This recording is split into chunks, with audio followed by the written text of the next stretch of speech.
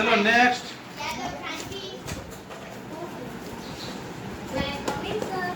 Yes. હા બેસો. નમસ્તે જી. જે દર્દી અહીંયા આવી ન શકતા હોય તેના ઘરે જઈને આપણે તેની સારવાર હા, કરીએ બહુ સરસ. એના ઘેર જઈને તમે બેસી શકો છો. ફ્રેન્ડ છે, પેલા ફ્રેન્ડ હતા, પછી તમારા દુશ્મન બની ગયા છે, કટ્ટર દુશ્મન. એ ઓપરેશનમાં આવે તો તમે કઈ રીતે સારવાર કરશો? ડોક્ટરમાં એવું ન જોવાનું ફ્રેન્ડ છે કે દુશ્મન.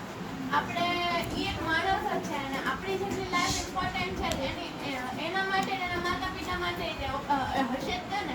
કોઈ કારણોસર દુશ્મન બન્યા હશે પણ ઈ યાદ કરવાનું પેલા ફ્રેન્ડ કેવા હતા.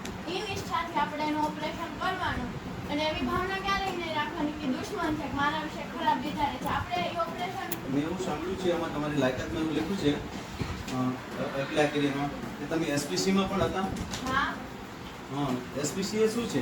એસપીસી એટલે સ્ટુડન્ટ પોલીસ કેડેટ, તેનું ફૂલ ફોર્મ છે. તે મારા આખા જીવનનો બહુ મહત્વપૂર્ણ ભાગ છે. અમારા એક શિક્ષક હતા સીપીઓ, તેને એસપીસી સંભાળ્યું હતું. બહુ જ સારી રીતે કામ કર્યું હતું. એસપીસી એટલે નિષ્ઠાપૂર્વક કામથી, માનવતાથી, આપણા લાગણીપૂર્વક, દયાથી, ભાવથી એ આપણે પ્રવૃત્તિથી તમારા જીવનમાં શું ફેરફાર થાય છે? યા ડોક્ટરી જીવનમાં તમે શું બદલાવ લાવશો એસપીસીના કારણે? તેનાથી જ મને બહુ પ્રેરણા મળી છે, માર્ગદર્શન મળ્યું છે. અમારા માર્ગદર્શક હતા તેણે અમને ક્યારેય ખોટા રસ્તા ઉપર જતા નથી શીખવાડ્યું. તો એસપીસીમાં હતું ત્યારથી જ મારું તો સપનું હતું ડૉક્ટર. ઘણા એવા છોકરાઓ બાળકો છે મેં જોયા છે કે જે આમ ગરીબ છે અને શાળામાં નથી આવી શકતા. સરકારી શાળામાં પણ નથી આવી શકતા કારણ કે એમને ઘરેથી અહીંયા આવવાનું, પછી બાળમજૂરી કરતા હોય છે. એટલા માટે મારે શિક્ષક બનવું હતું. તમે શિક્ષક બનશો તો બાળકોને તમારા વર્ગમાં ઘણા બધા 10 બાળકો એવા છે જેને વાંચતા લખતા નથી આવડતું, તો એને વાંચતા લખતા કરવા માટે તમે શું કરશો? હું એને વાંચતા લખતા એવી રીતે શીખવાડીશ જેથી રમતા મારી જોડે રમશે અને એ શીખી પણ જશે. રમતા રમતા શીખશે. હા. શિક્ષક એક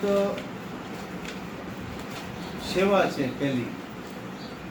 આપણે આજીવિકા તો છે પણ સેવા પહેલી છે.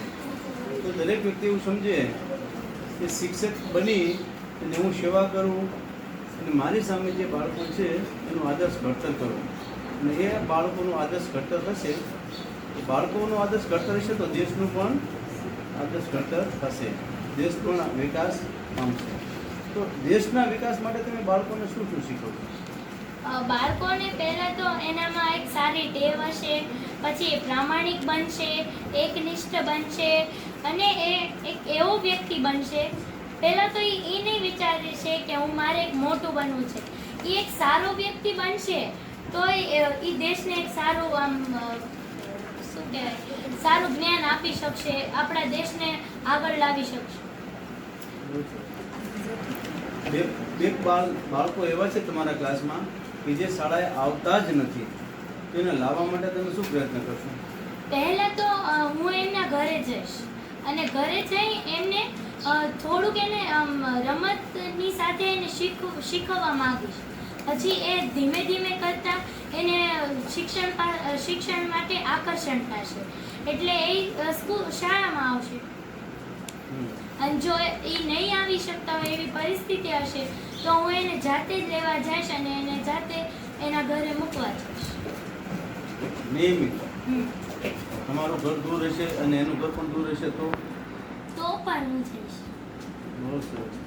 આવી ભાવના રાખજો હંમેશા, અને એ કાયમ માટે રાખશો ને કે શરૂઆતમાં જ? કાયમ માટે. શિક્ષક બની જાઓ પછી તમે ભણવાનું વાંચવાનું છોડી દેશો કે વાંચવાનું શરૂ રાખશો? નહીં, હું વાંચવાનું છોડીશ નહીં, કારણ કે અમારા શિક્ષકે એમ કહ્યું હતું કે શિક્ષક છે ને એ એક એને પણ હજી શીખવાનું બાકી જ હોય છે. એટલે શિક્ષક એવું નથી કે આજીવન વિદ્યાર્થી. હા, આજીવન વિદ્યાર્થી. શિક્ષક આજીવન વિદ્યાર્થી છે. બહુ સરસ.